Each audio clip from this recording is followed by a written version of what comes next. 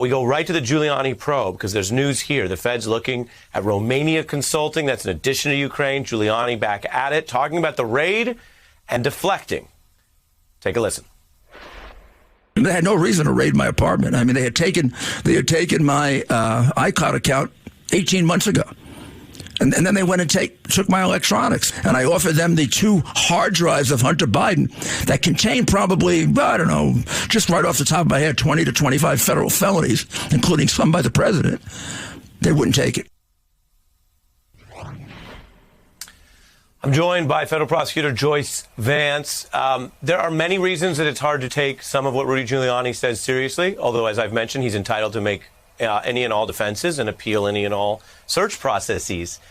25 felonies by now President Biden, it seems like quite a number, which suggests, again, that there's a big gap between what Giuliani keeps saying and his actual legal strategy carried out by his lawyers. At this point, there's such a credibility gap between what Giuliani claims to be true and what turns out to be true that it's become a little bit painful to watch him continue to do this. He's at this point with a pending criminal investigation where the smartest thing he could do would be just to shut it down and wait and see what's coming without doing anything else to endanger his future. When you look at the idea that the feds are going into other countries, is that bad for Giuliani, but in fairness, potentially good for Trump? If, like Paul Manafort, there just may be some stuff here that is bad, but was sort of quote unquote freelance with regard to his legal work for Trump?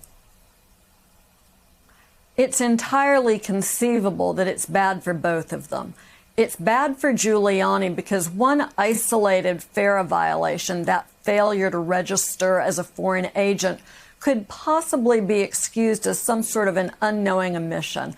But to the extent that investigators are now looking in multiple countries, Romania has been mentioned, other countries are being mentioned as well.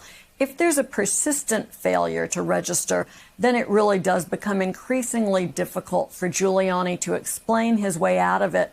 That could be bad news for the former president.